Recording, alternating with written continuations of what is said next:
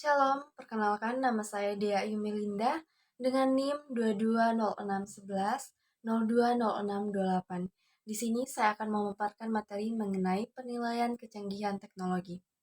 Baiklah, kita masuk ke dalam materinya, yaitu menurut United Economic and Social Commission for Asia and Pacific, teknologi untuk suatu bagian fasilitas transformasi yang bersesuaian dengan penilaian kecanggihan membutuhkan pengetahuan yang mendalam mengenai teknik dan spesifikasi performansi yang berkaitan.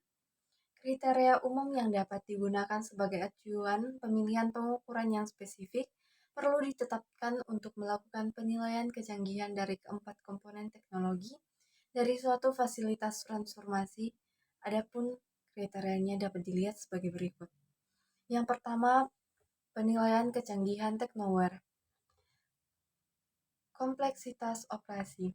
Kompleksitas operasi yang dinilai dari berbagai aspek seperti tingkat keluaran keragaman produk, keragaman masukan material, temperatur, dan tekanan pada operasi. Kemudian presisi, yaitu toleransi spesifikasi yang diperbolehkan yang berkaitan dengan dimensi, atribut material, parameter proses, atribut komponen, dan lingkungan operasi.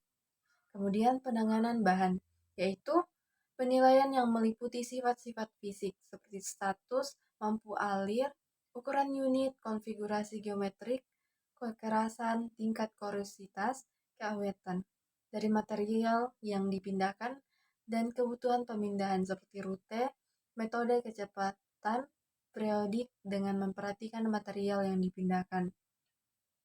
Kemudian pengendalian proses, yaitu tingkat dan kesulitan pengendalian pemeriksaan dengan keselamatan, tingkat standarisasi, pemantauan kualitas, dan pemantauan proses. Kemudian kontribusi fasilitas rekayasa. Kontribusi fasilitas rekayasa dalam perencanaan pembuatan, pengoperasian, dan pemasaran. Kemudian yang kedua, penilaian kecanggihan humanware. Ada kreativitas, yaitu kemampuan berkreasi yang dinilai berbagai aspek seperti kecerdasan, imajinasi, dan intuisi.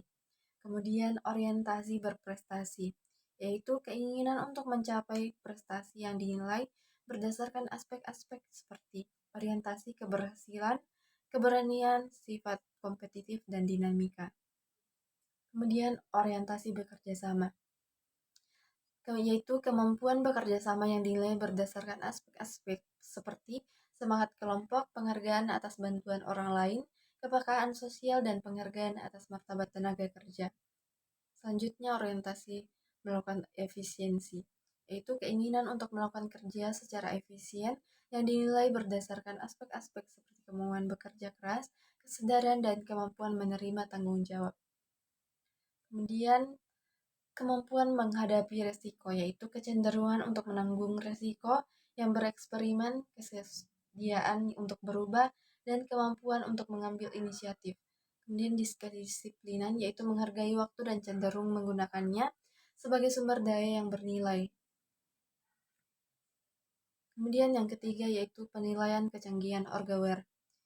Ada efektivitas kepemimpinan, yaitu kemampuan organisasi untuk memotivasi karyawan melalui keputusan yang efektif yang terlihat dalam sasaran organisasi dan pasibilitas manajemen puncak.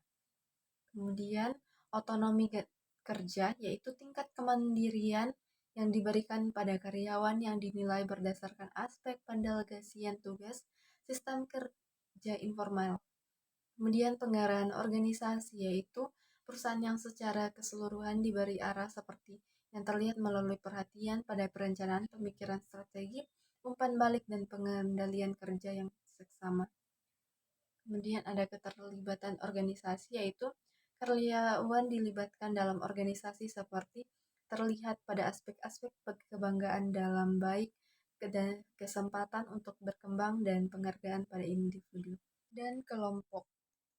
Kemudian orientasi terhadap stakeholder, yaitu organisasi berkomitmen memenuhi harapan stakeholder atau pelanggan, pemegang saham, karyawan, pemasok, pemerintah, dan masyarakat umum. Baiklah, sekian pemaparan saya mengenai penilaian kecanggihan teknologi. Terima kasih.